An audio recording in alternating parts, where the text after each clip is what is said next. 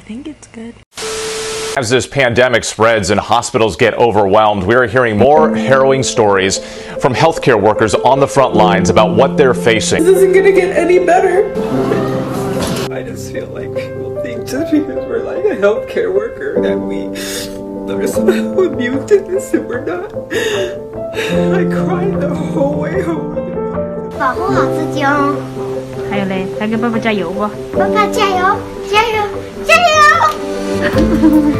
拜拜。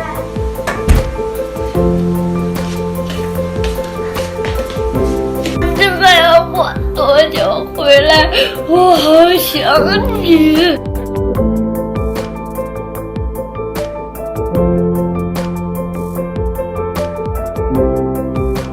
La cosa peggiore è che vedi tanta sofferenza.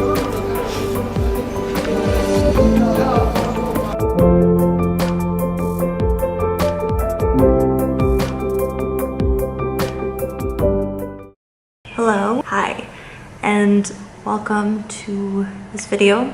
Thank you for clicking on this video. Before we get started, I want to know if you guys are okay. I hope you're doing okay. If you guys are feeling lonely and like you're in a dark place, you guys know where to find me. You can DM me, you can tweet me, you can comment below. I got you guys. I want to make sure you guys are okay. Wow, the earth needs a big old band-aid right now. And a big hug. I never thought that staying home would be the one thing that would save humanity. The one thing that could possibly keep us alive. We are living in a pandemic. It's really hard to even say that. The words that come out of my mouth is unreal because I never thought I would say something like this. This is probably one of the darkest times and scariest for everyone. And I feel like this is one of the only times that us, as in the entire world, are going through the exact same thing.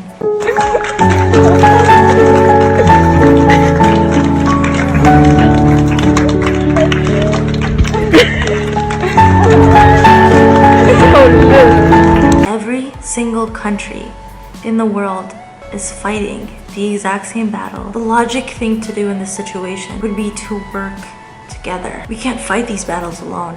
We need each other. We need each country to work together to fight this. But I'm trying to put it in perspective for you guys. We all live in different countries around the world. Each country has their own law. Each country has their own precautions taken for this virus. Each country has different numbers of cases of the coronavirus. Therefore, the citizens of the country are required to listen to what the government is saying and the health officials. Staying home, every single person in the world should be doing right now. Health officials, doctors, and nurses are fighting for their lives every single day to cure these viruses from different people. If they're curing and we're leaving the house, this is a cycle that's going to keep going around. And eventually, these health officials are going to be trained. And then what we're going to be left with is just infected people. All I'm saying is we all need to take our part and be responsible for our actions for this to end. And I'm hoping that this video will be a learning experience. Hopefully you hear stories of different people who are going through this. Here it is.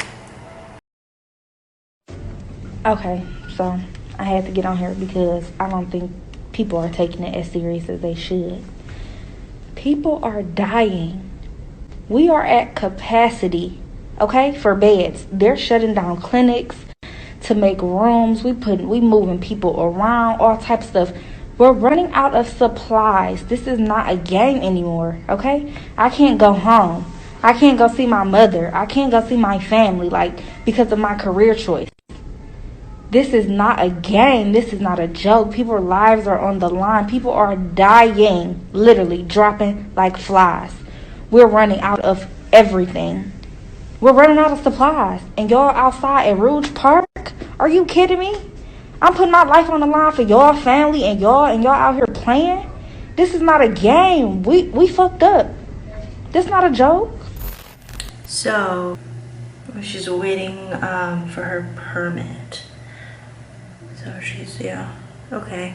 So I'm texting a friend of mine who works at the hospital, and I was wondering if we could maybe FaceTime. We're good, we're ready to do this FaceTime. Yeah, she'll explain a lot about what she does, and she'll get into that.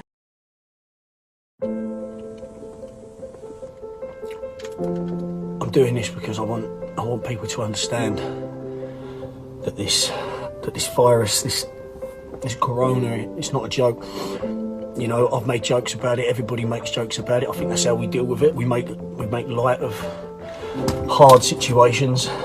But Monday, our mum got taken to hospital.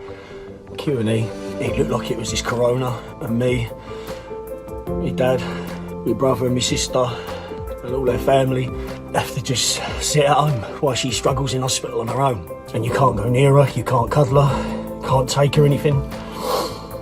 And you praying every day that she's going to come out, that she's going to be all right, everything's going to be okay. That was Monday. Now it's Thursday, and she's gone. Just like that, it's gone.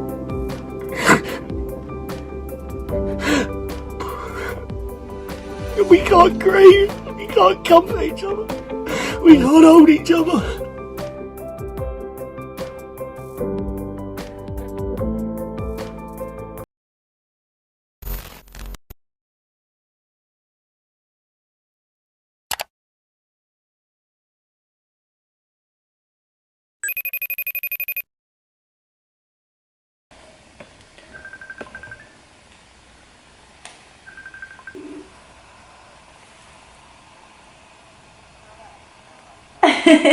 See, I thought about making this video because I said you're a healthcare worker because you work in the hospital. I mean, you don't have to be like a doctor because then like even the people who work in the grocery stores or the police or the security guards, they're all at risk for this coronavirus, right? Yeah. Like you're more at risk for the coronavirus than me because you are at the hospital the majority of the time. Tell us about yourself and like your job. So basically, I work at one of the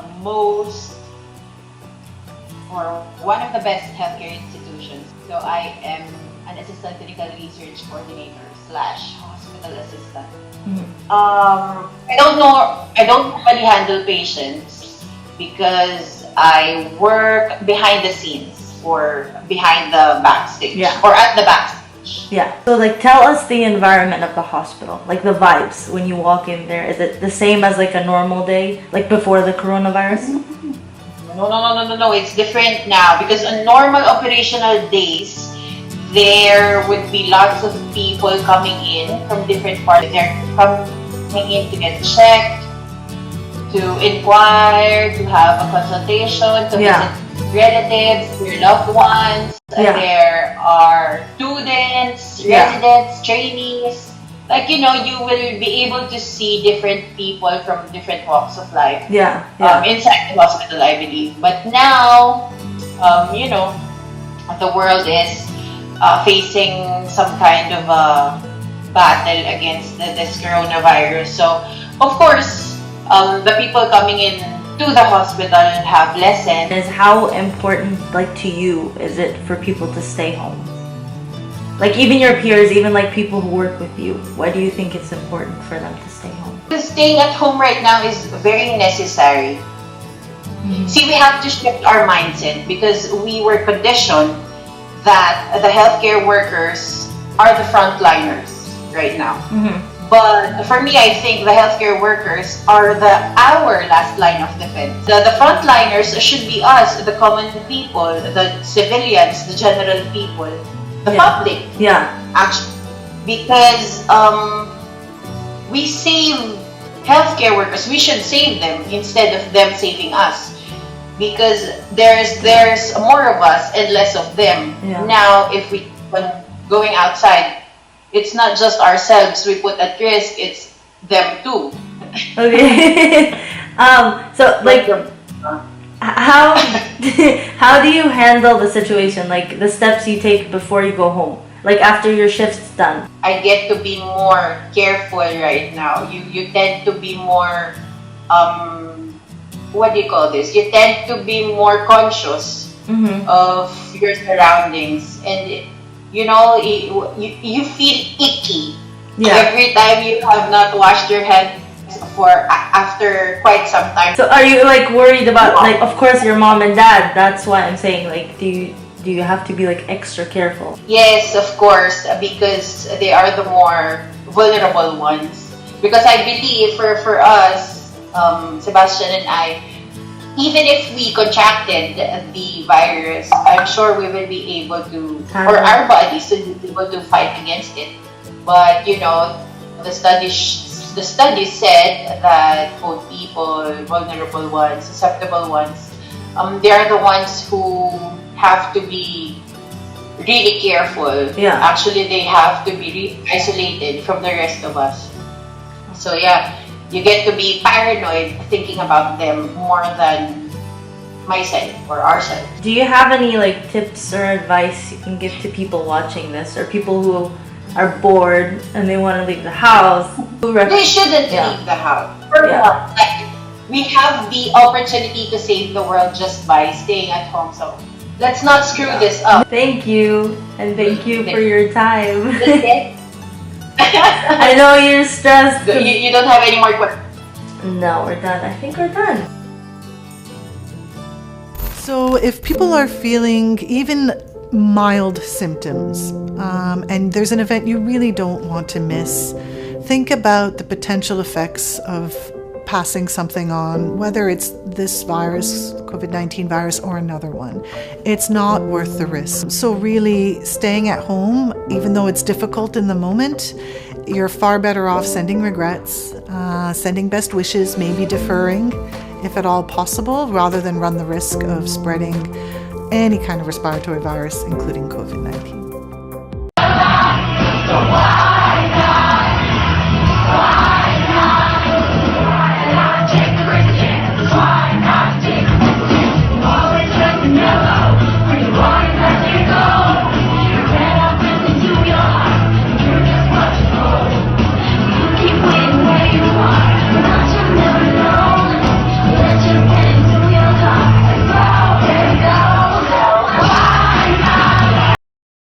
So I was supposed to FaceTime with this person, but they're not online, so I don't know what to do.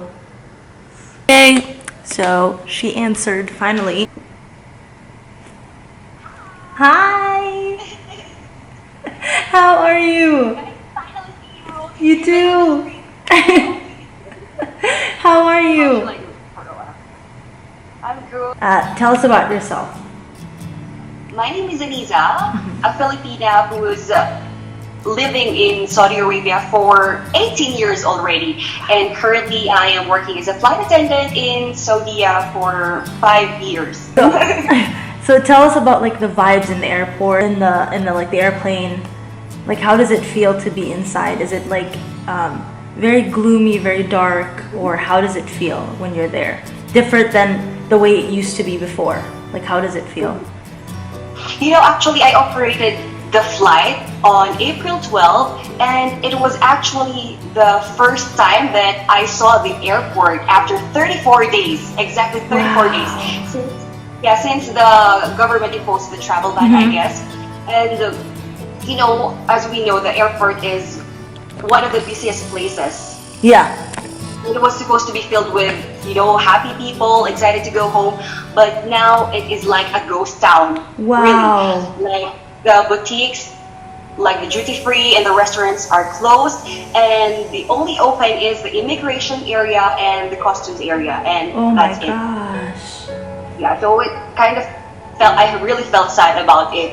And then as for the airplane, I've never seen our passengers this calm and organized. Wow. Maybe because they didn't have that much energy, because you would see on their faces the stress and the exhaustion that that they experience in that place. Okay. So how important is it is for you to like have people stay at home? Like, do you think people should stay home? Do you think it's important? You know what? Yes, of course. I mean, all of us currently want to go outside, to play, to work, but then staying at home means you are keeping yourself from others, and it is getting rid of the chance that you might go to places where the coronavirus is. So you know, the government won't ask you to stay home just for you to get bored.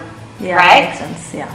the government would ask you to do so because they care for you and it's for your own good. So if you are not a health worker, if you are not a policeman, then better just stay at home, because this is the least thing that you can do.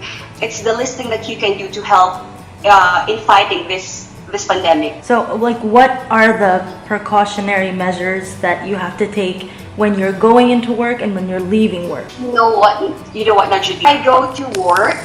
Before my duty, I make sure that I get enough sleep, that I eat well and take my vitamin C, because this is just to, boost my immune system. Yeah. And then before I go out of the house, before I go to work, I make sure that I am already wearing the gloves and the masks. Wow. So my hand sanitizers and also the wipes are ready inside my bag. And this stuff are provided by my airline. So before the flight, during the flight, and after the flight, of course, we are all geared up because the airline is providing us all of this. And as for the flight, inside the flight, our ground attendant makes sure that there is also social distancing. Like, if you can only sit next to your family member. But if you are traveling solo, then there must be a vacant seat in between of you. The flight is not that full because they are trying to do the social distancing as well. Yeah.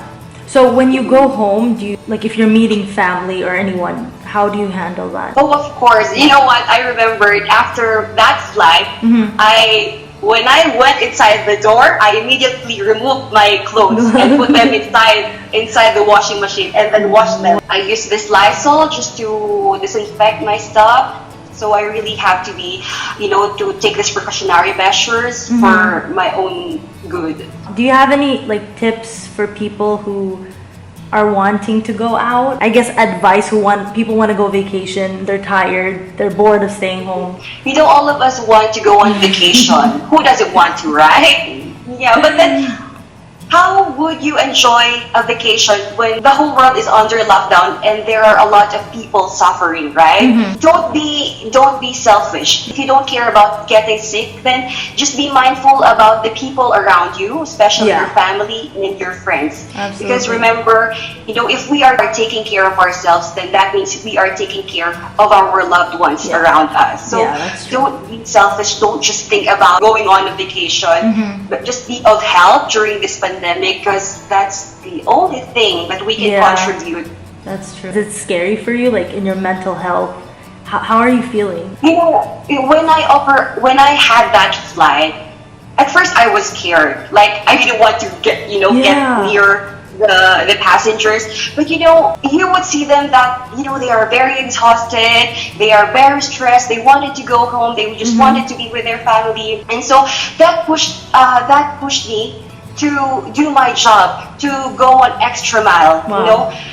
And after the flight, I felt so fulfilled. Yeah. It's like there is a sense of fulfillment after doing that, doing my job. I wanted to interview you because you have, like, the coolest job, but also one of the scariest jobs, because you have, like, one-on-one with people from all around the world. So that's why I wanted to interview you and see, like, your story. Okay. Thank you so much for your time. Thank you. I will see you soon. Yes, I'll see you soon. Bye. All right. Bye-bye. Take care. You too. I just finished FaceTiming with Aniza. This is the first time I've actually, like, seen her or, like, FaceTimed with her. We started talking on DM on Instagram, and then I really wanted to interview her because her job is really cool but also really scary. Hi! But yeah, it was a super easy flight. We actually had a lot more passengers on board than I thought. We had about 3 in first class and about 70 to 80 in main cabin. And then on this flight back, we have no one in first, and we have about 65 people in main cabin. So not super full, but it's not super empty. My crew and I are continuing to take precautions. We have our hand sanitizer, little wipes. I also have my own personal hand sanitizer. I'm washing my hands frequently. I wipe down the phone, the seats, the jump seat, and even all around the galley. And right now when I sat down, I wiped down the tray table. So doing as much as I can. Honestly, in my opinion, I feel like, you know, this virus just keeps spreading and spreading and spreading. People are still traveling. I'm sure a lot of people are still traveling, not only for emergencies, but for, like, you know, leisure and to party or whatever, because it's been spring break. So yeah, if you can social distance, please do that. You just never know. You just never know. You might have the virus, you might spread it and not have any symptoms. So yeah. Hello, thought I would just pop in here to tell you guys that if you guys would like to donate, there are many websites that you guys can donate. These are just a couple that I've actually found, but I will link a couple in the description box if you guys would like to check it out. Basically, this website is to help our frontliners who are fighting and risking their lives every day, and to donate for them. Also, super random, but there's this video, kind of documentary style, that's really cool, and it thanks our frontliners, and there's a lot of celebrities, and it's called One World Together at Home. I really highly recommend you guys check it out. But yeah, just thought I would say that. Okay, so don't forget to check the description box if you guys would like to donate. And again, if you guys are not able to donate, that is completely fine. Sending your video and giving thanks is more than enough. So thank you again. Back to the video. Normal flu, if I get that, I'm going to infect on average about 1.3, 1.4 people, okay? If there was such a division. Yeah.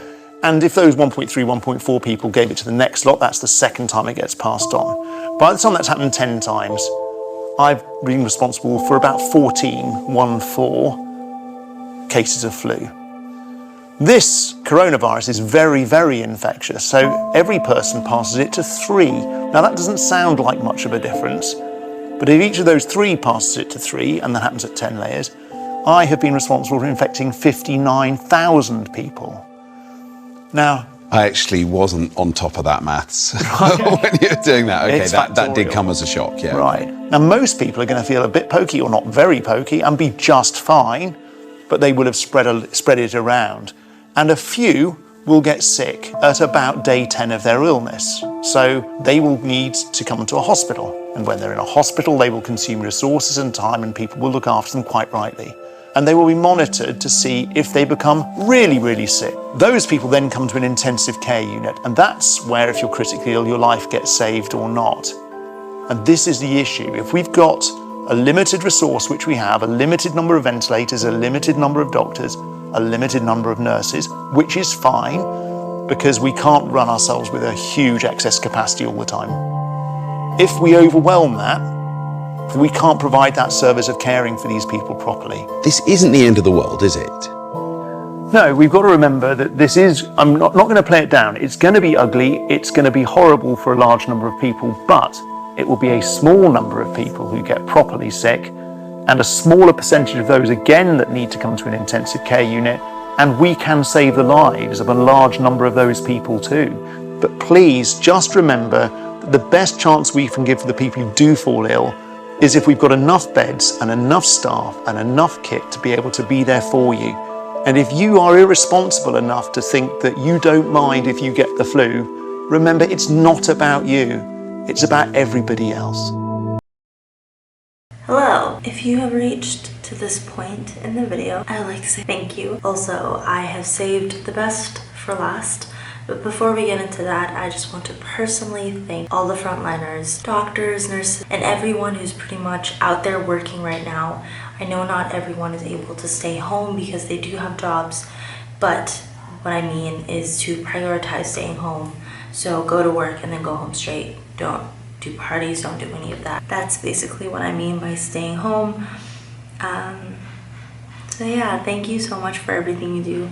It's truly appreciated. And here are some people who would like to give their thanks, but also have prepared a little something for you guys. Thank you again, and please stay safe.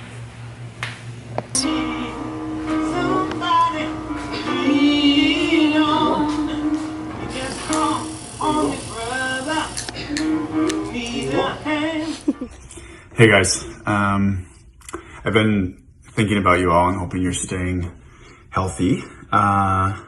It's a weird time, of course, and I had kind of a tough day at work today and was just thinking about how really blessed I am to work with such great people and to have a great support network of family and friends and you guys. And this song had been on my mind. As soon as I start playing it, you're gonna recognize it. But this song I learned growing up at summer camp. It was like the campers' class favorite. Basically, we'd always request to sing it at the end of a night, like around the campfire, basically. And so I think this song holds like a lot of comfort for me for that reason, and for many reasons. I'm sure it does for you too. So I just wanted to share that with you.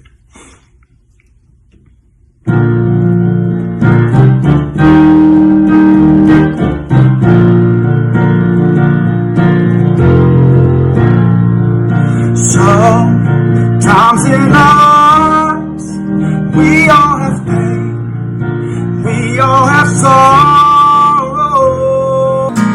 But if we are wise, we know that there's always tomorrow.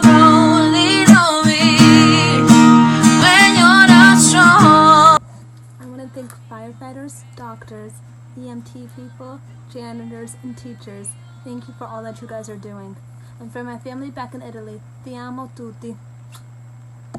For it won't be long till I'm gonna need somebody to lean on. Please swallow your pride. If I have things you need to borrow, for no one can fill all of your needs, but you won't let show. You just call on me, brother, when you need a hand. We all need somebody to lean on. Lean on me when you're not strong, and I'll be your friend. I'll help you carry on, for it won't be long till I'm gonna need somebody to lean on. Just call on me, brother, when you need a hand. We all need somebody to lean on. Hi, my name is Erica, and I just want to give a huge thank you to all the doctors, nurses, and essential workers working during these uncertain times. You guys are truly amazing and deserve so much recognition for all the hard work you're doing, not only where I live, but around the world. I have family and friends who all work in these career fields, and I just have so much appreciation for all the hard work you guys are doing.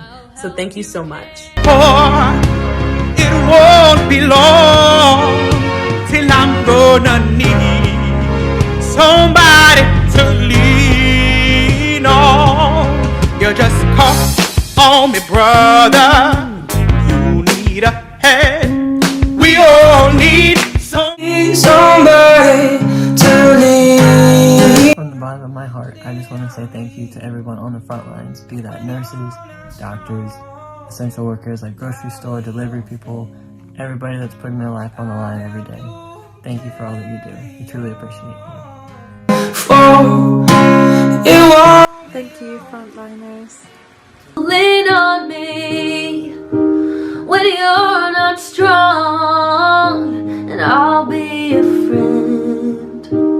I'll help you carry on, for it won't be long till I'm gonna need somebody to lean on. You just call on me, brother, when you need a hand. We all need somebody to lean on. I just might have a problem. I just want to give a huge thank you to all the frontline workers and all the essential workers who are out there every day sacrificing themselves to keep everyone else safe and healthy. You are so important and so appreciated. And to everyone at home, you are not alone. I'll share your load if you just call me. To everybody on the front lines, whether that's being a doctor, a nurse, an EMT, firefighter, a grocery store clerk, everybody that's working together right now, we want to thank you. Also, to everyone in education, my fellow teachers, and my poor graduates, I know this is not going to be the best time of your life. The best is yet to come. We're all thinking of you, and we love you.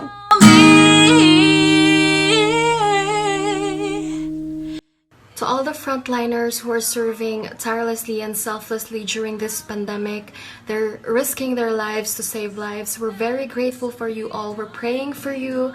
Stay safe and God bless you all.